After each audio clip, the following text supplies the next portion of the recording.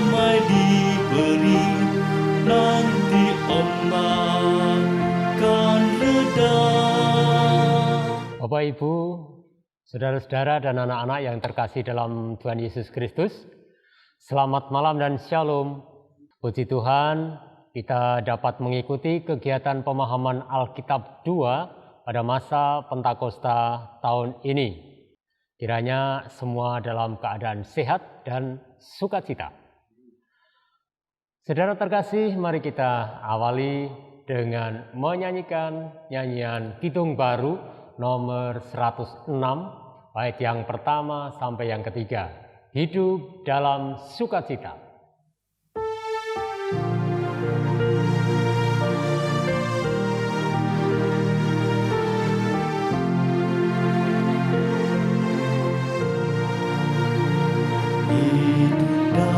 Dalam sukacita, limpah ruah dan penuh, Roh penghibur sudah datang, tinggal dalam hatiku. Sungguh indahlah, sungguh ajaiblah, dan hatiku pun lega. Dalam badai laut damai diberi, nanti ombak kan reda.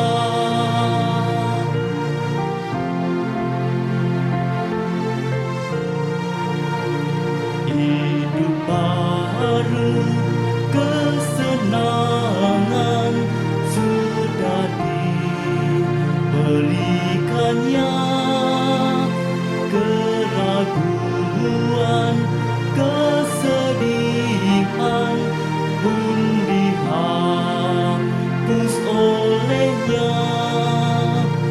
Sungguh indahlah, sungguh ajaiblah, dan hatiku pun lega. Dalam badai laut damai diberi, nanti ombak kan reda.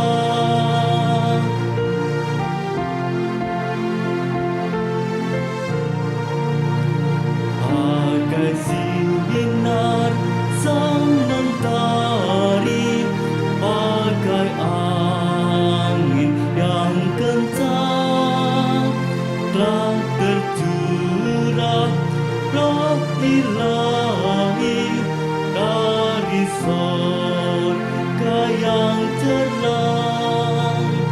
Sungguh indahlah, sungguh ajaiblah, dan hatiku pun lega.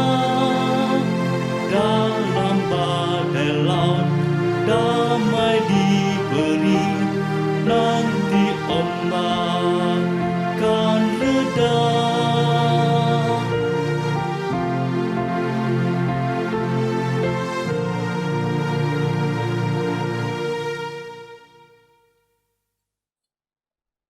Mari kita berdoa. Bapa kami yang di surga, kami bersama-sama mengaturkan puji syukur dan terima kasih serta hormat atas pertolongan dan kemurahan Tuhan. Kami masih Tuhan izinkan untuk dapat mengikuti kegiatan pemahaman Alkitab ini. Kami mohon Roh Kudus menerangi hati dan pikiran kami untuk dapat memahami firman Tuhan. Dalam kasih dan kuasa Tuhan Yesus Kristus kami memohon. Amin. Bapak, Ibu, dan saudara terkasih, kita akan mempelajari bersama ayat firman Tuhan yang kali ini kita ambil dari Kisah Para Rasul bab 1 ayat 8 dan bab 2 ayat 1 sampai 13. Mbak Agnes akan membacakan ayat-ayat ini untuk kita bersama.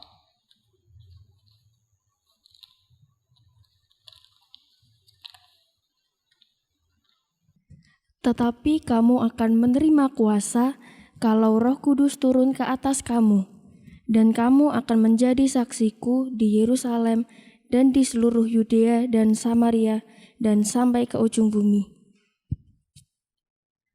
Ketika tiba hari Pentakosta, semua orang percaya berkumpul di satu tempat. Tiba-tiba turunlah dari langit suatu bunyi seperti tiupan angin keras yang memenuhi seluruh rumah di mana mereka duduk.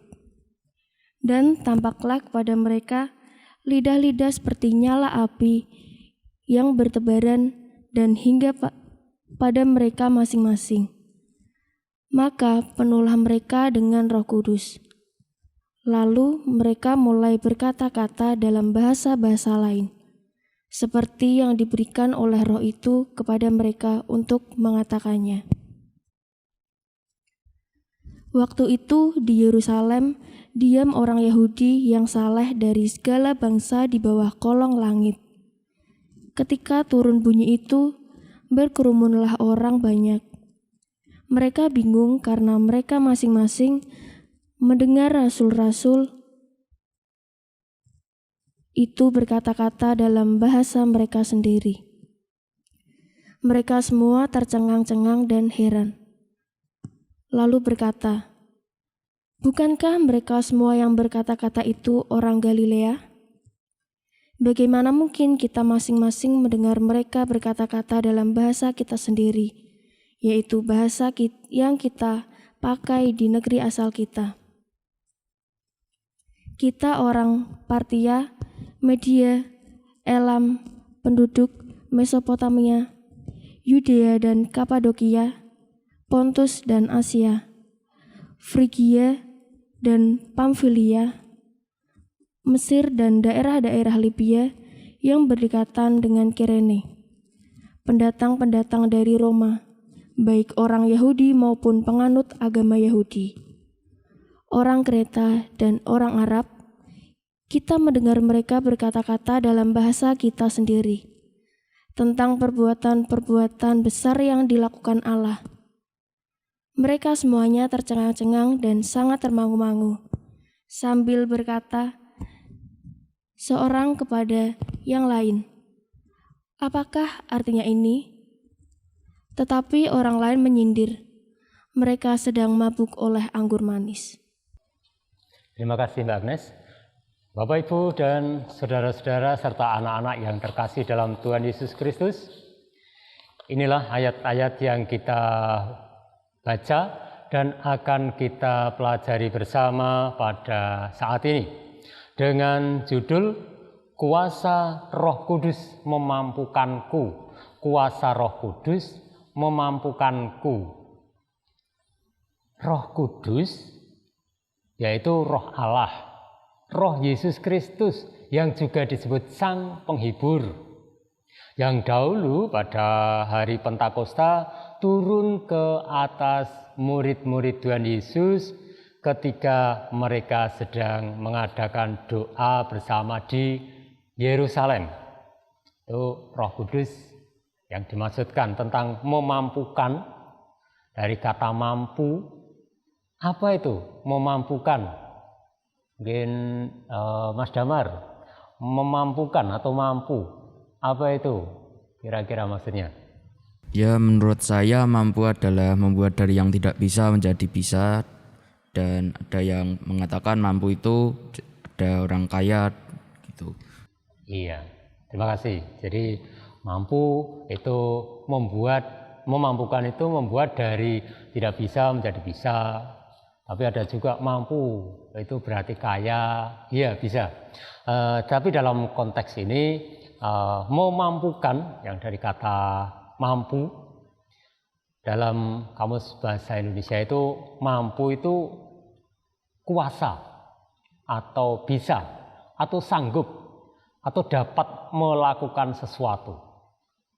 Berarti arah pemahaman kita kali ini bahwa Roh Kudus, Roh Allah, Roh Yesus Kristus itu memberikan kuasa, memberikan kesanggupan bagiku, bagi saudara, bagi kita untuk melakukan sesuatu. Melakukan apa itu? Ya, inilah yang akan kita pelajari pada saat ini. Bapak, Ibu, dan saudara-saudara serta anak-anak yang terkasih dalam Tuhan Yesus Kristus, kita menyadari kondisi manusia itu memang terbatas, memang lemah, lebih-lebih ketika sedang mengalami permasalahan di dalam hidupnya. Kadang-kadang sampai tidak mampu berbuat sesuatu. Itulah kelemahan manusia.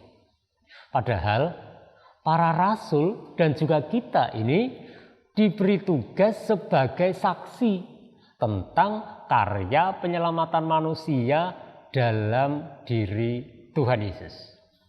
Nah, sebagai saksi itu memerlukan kekuatan, memerlukan kemampuan untuk menjalani dan mewujudkan hidup seperti yang dikehendaki oleh Tuhan, yaitu membebaskan, menghadirkan damai sejahtera, menjadi berkat, dan juga bermakna.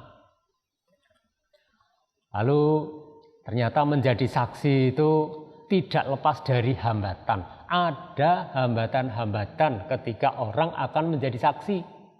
Nah, hambatan itu bisa saja datang dari dalam dan dari luar. Dari dalam artinya dari dalam diri sendiri, sedangkan dari luar itu dari luar diri kita.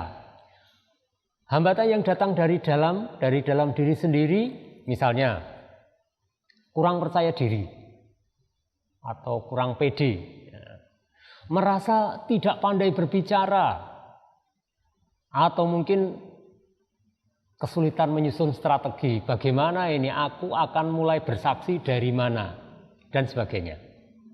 Sedangkan hambatan yang dari luar itu, misalnya orang lain atau mungkin lingkungan, itu tidak menerima kesaksian, menolak kesaksian, atau belum apa-apa sudah a priori terhadap kesaksian atau kita para saksi.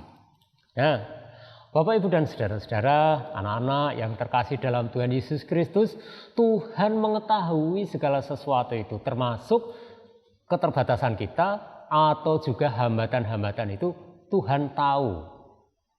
Maka Tuhan memberikan anugerah kemampuan.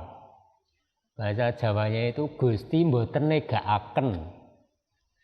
Allah memberikan Roh Kudus sehingga para murid dan juga kita ini dapat menjadi saksi dengan baik. Saudara-saudara terkasih dalam Tuhan Yesus Kristus, Pentakosta itu merupakan hari lahirnya gereja. Hari turunnya Roh Kudus ke atas para rasul. Pentakosta menjadi titik awal kebangkitan semangat para rasul dari ketakutannya, dari ketidakmampuannya.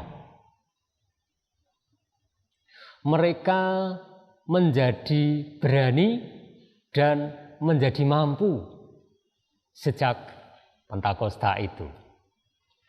Berani apa? Berani dan mampu tampil, berani dan mampu bersaksi kepada segala bangsa bahkan.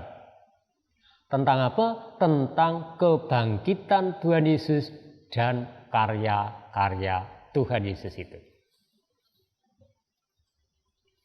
Bapak, Ibu, dan saudara-saudara terkasih di dalam Tuhan Yesus Kristus, kembali tentang Pentakosta, bahwa Pentakosta itu sebetulnya merupakan satu dari 3 hari rayanya Yahudi, yaitu ada Paskah, Pondok Daun, dan Pentakosta itu sendiri.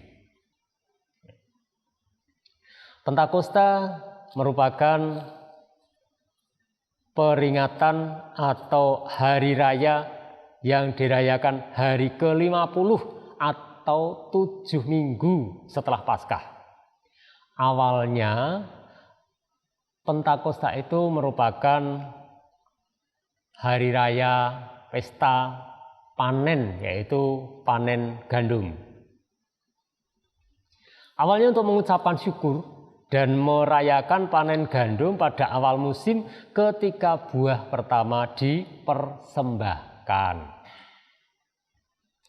Hari raya ini juga untuk mengingat ketika Tuhan Yesus memimpin, membebaskan bangsa Israel dari Mesir dan menyediakan tanah yang dapat menjamin hidup bagi mereka. Ini kita dapat melihat di dalam Imamat 23 ayat 15 sampai 21 dan Ulangan 16 ayat 9 sampai 12. Dari gandum hasil panen itu mereka membuat 2 roti yang sebetulnya itu melambangkan 2 loh batu yang bertuliskan hukum-hukum Tuhan atau 10 firman Tuhan. Nah, kemudian ibadat hari raya ini dibacakan juga tentang peristiwa Sinai.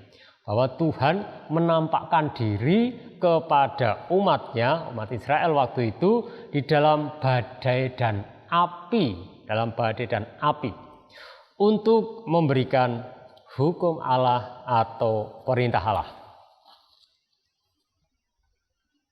Kemudian lambat laun pesta panen ini berubah menjadi pesta iman, yaitu memperingati peristiwa Tuhan memberikan hukum Taurat di Gunung Sinai, yang pada saat peristiwa Gunung Sinai itu tampak tanda-tanda alam yang menyertai hadirnya Tuhan, yaitu terdengar guruh, adanya kilat, adanya awan padat, serta bunyi sangkakala yang sangat keras. Gunung Sinai ditutupi seluruhnya oleh asap karena Tuhan turun dalam api. Lagi turun dalam api. Maka pada waktu itu seluruh gunung menjadi gemetar. Ya, itu di perjanjian lama. Sekarang yang dalam perjanjian baru. Bagaimana dengan Pentakosta pada perjanjian baru dalam hal ini menurut kisah para rasul tadi? Pada hari raya Pentakosta tiba, murid-murid itu sedang berkumpul dalam satu ruangan di Yerusalem. Maka turun tanda-tanda berupa bunyi seperti tiupan angin keras dan juga tampak lidah-lidah seperti nyala api, dan itu bertebaran hingga pada murid-murid yang berkumpul pada saat itu. Tanda-tanda itu mengiringi pencurahan Roh Kudus dalam diri murid-murid sehingga mereka dimampukan untuk berkata-kata dalam bahasa-bahasa lain. Saudara-saudara yang terkasih dalam Tuhan, pada saat itu di Yerusalem berkumpul orang-orang Yahudi yang semula sudah menyebar di berbagai tempat, berbagai daerah. Mereka berkumpul untuk merayakan Pentakosta. Nampaknya mereka waktu itu mudik ke Yerusalem. Maka para murid Yesus menggunakan kesempatan itu untuk bercerita, untuk bersaksi kepada orang banyak yang waktu itu sedang berkumpul untuk menceritakan, untuk menyaksikan perbuatan-perbuatan besar yang dilakukan oleh Allah. Dengan kemampuan berbahasa yang baru itu membuat orang-orang yang datang dari berbagai daerah pada waktu itu dapat mendengar dan mengerti menurut bahasa yang mereka pakai di daerah asal mereka masing-masing. Peristiwa ini menunjukkan bahwa Tuhan Yesus sedang menggenapi janjinya sebagaimana yang telah disampaikan ketika Tuhan Yesus akan naik ke surga, yaitu bahwa para murid akan menerima kuasa, yaitu kalau Roh Kudus turun atas mereka, dan mereka akan menjadi saksi Kristus di Yerusalem, di seluruh Yudea dan Samaria, bahkan sampai ke ujung bumi. Bapak, Ibu, saudara-saudara, dan adik-adik yang terkasih di dalam Tuhan,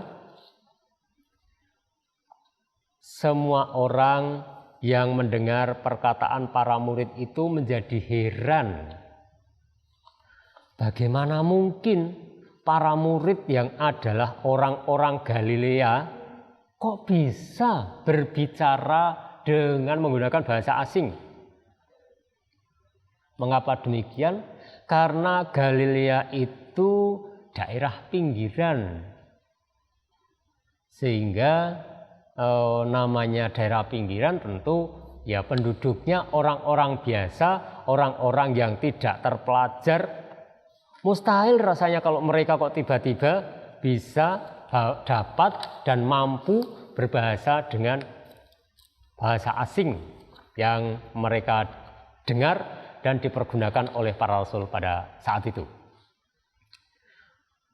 Roh Kudus yang merupakan daya ilahi yang dengan kuasanya, kuasa Allah itu nampak berkaya dalam dunia manusia.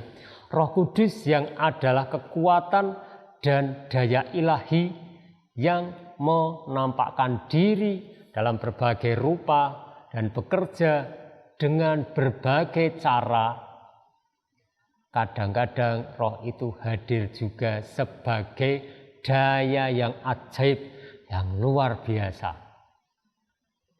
Kadang-kadang memberikan juga kemampuan untuk mengajar, kadang juga kemampuan untuk memimpin, kadang juga untuk melayani, dan sebagainya. Kita tidak membatasi kuasa Roh Kudus itu. Dalam peristiwa ini, kehadiran Roh Kudus berkaitan dengan bahasa, pewartaan, dan kuasa untuk berbicara. Menurut ayat 4. Roh Pentakosta merupakan roh nubuat. Roh Kudus itu membantu para murid untuk memahami firman Tuhan dan mendorong mereka untuk menyampaikan kabar, menyampaikan berita, menyampaikan kesaksian kepada orang lain. Nah, itu Bapak, Ibu, dan saudara, anak-anak, adik-adik yang terkasih dalam Tuhan, peristiwa Pentakosta pada zaman para rasul. Pentakosta menjadi berita gembira yang disampaikan kepada semua orang tanpa batas, lintas bahasa, lintas suku, lintas bangsa. Jika dahulu dalam perjanjian lama hukum Taurat hanya diberikan kepada orang Israel, bangsa Yahudi, maka dalam perjanjian baru ini Allah berkenan memberitakan Injil kepada seluruh bangsa di muka bumi ini, sampai dengan di sini, dan kita yang berada di sini dapat juga menerima kesaksian dan berita tentang Injil, tentang karya-karya penyelamatan manusia oleh Allah. Semua itu dikerjakan oleh roh yang sama, Roh Kudus yang dulu pada para rasul tercurah atas mereka, dan yang sekarang ini juga dikaruniakan, dianugerahkan pada kita. Nah, sekarang yang kita yang di sini, apakah juga merasakan hal ini? Apakah kita juga merasakan bahwa karunia Roh Kudus itu juga memampukan kita sesuai dengan kehendak Allah tentu saja, dan sesuai dengan keadaan kita. Bagaimana? Mungkin Bu Ponti punya pengalaman. Apakah juga merasakan karunia Roh Kudus itu dalam diri panjenengan? Monggo. di dalam menerima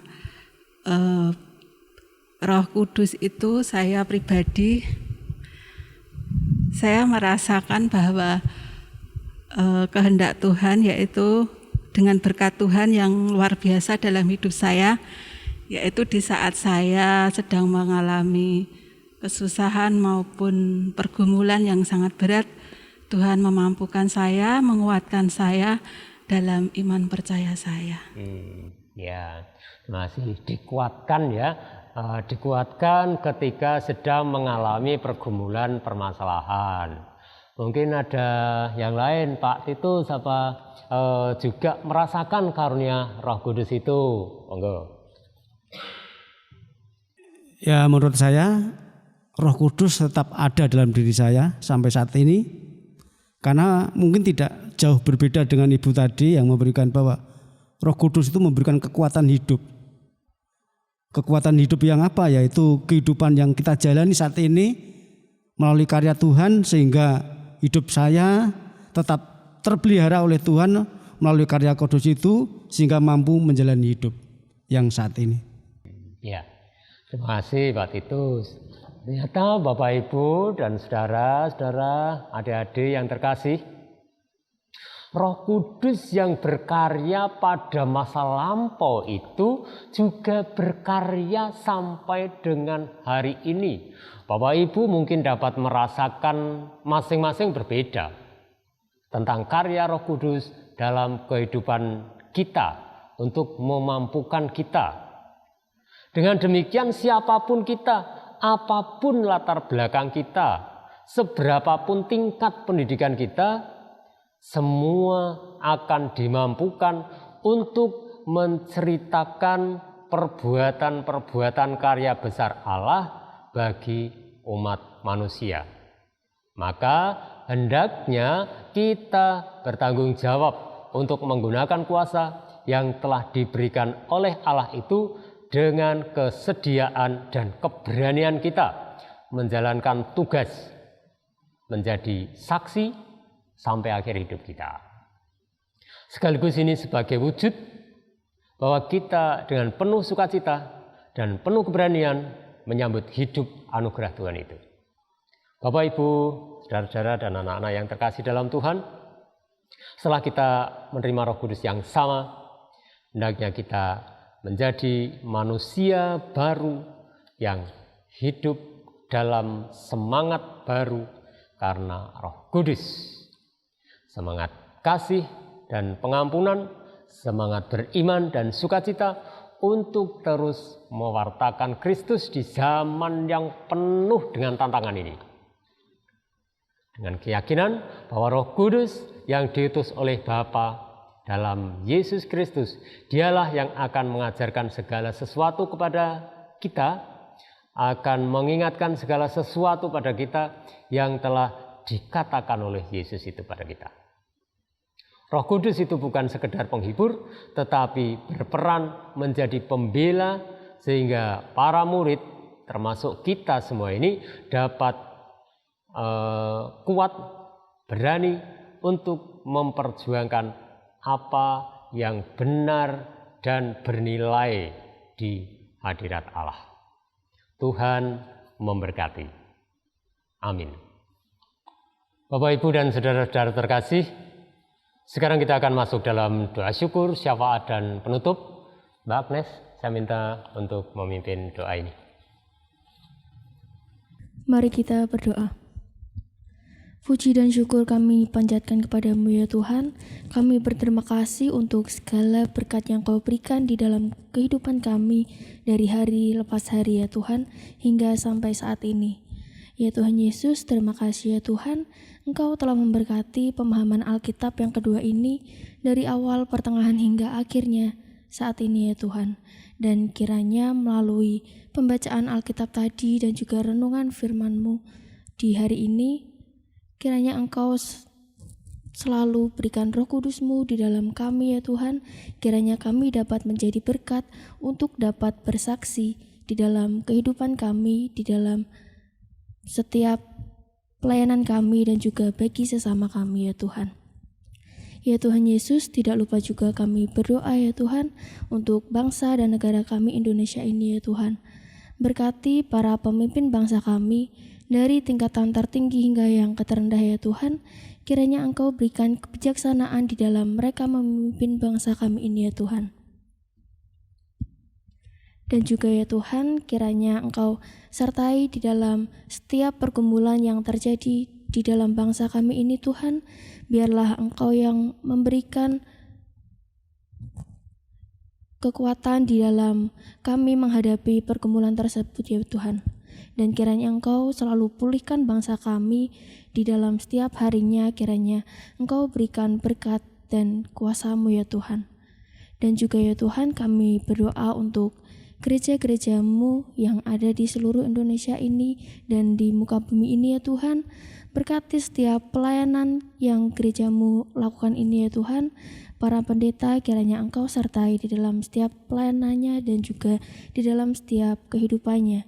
Dan terkhususnya bagi gereja kami, GKJ Karangayu, baik induk maupun pepantan Tuhan, berkati kami ya Tuhan, di dalam setiap pelayanan kami, di dalam setiap aktivitas kami bergereja ya Tuhan. Para majelis, para pendeta, berkati juga ya Tuhan, bagi para jemaat-Mu juga ya Tuhan dan berayat-Mu. Kiranya Engkau selalu sertai, berikan kesehatan bagi para orang tua kami Tuhan, kakek nenek kami yang sudah sepuh Tuhan. Kiranya Engkau selalu berikan kesehatan, berikan umur yang panjang ya Tuhan. Ya Tuhan Yesus, berkati pula adik-adik sekolah minggu yang ada di gereja kami ya Tuhan. Kiranya Engkau selalu pelihara imannya, kiranya dapat bertumbuh selalu senantiasa di dalam nama-Mu Tuhan. Dan bagi adik-adik kami yang sedang dalam masa sekolahnya, masa perkuliahannya, kiranya Engkau selalu sertai, berikan keberhasilan juga ya Tuhan. Dan bagi teman-teman kami, kakak-kakak kami yang sedang mencari pekerjaan, yang sedang mencari sekolah, yang sedang mencari pasangan hidup, kiranya Engkau berikan yang sesuai, kiranya Engkau berikan hanya seturut dengan kehendak-Mu ya Tuhan. Ya Tuhan, terima kasih ya Tuhan atas segala yang Kau berikan kepada kami ya Tuhan. Dan juga kami berdoa juga untuk saudara-saudara kami yang mungkin sedang sakit, yang sedang dalam pergumulan dan permasalahannya. Kiranya Engkau sertai Tuhan, kiranya hanya di dalam nama-Mu saja mereka dapat pulih, kiranya Engkau selalu menuntun mereka. Banyak sekali doa dan permohonan yang belum bisa kami katakan satu persatu Tuhan, tetapi kami tahu bahwa Engkau akan selalu menyertai kami di dalam setiap kehidupan kami. Doa yang kurang sempurna ini Tuhan hanya kami haturkan di dalam nama-Mu. Terima kasih ya Tuhan. Haleluya, amin.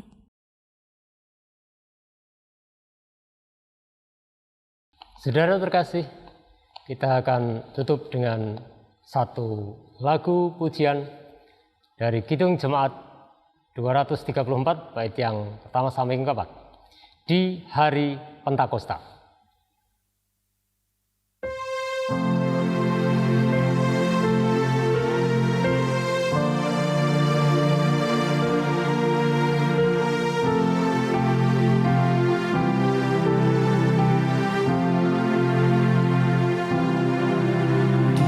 Roh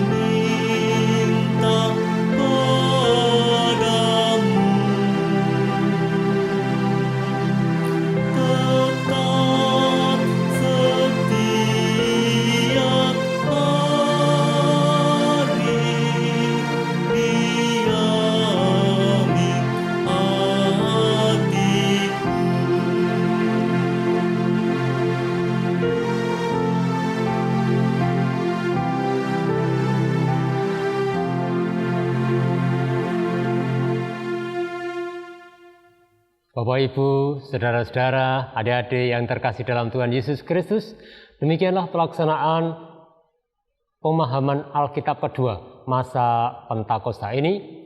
Terima kasih, selamat malam dan Tuhan memberkati.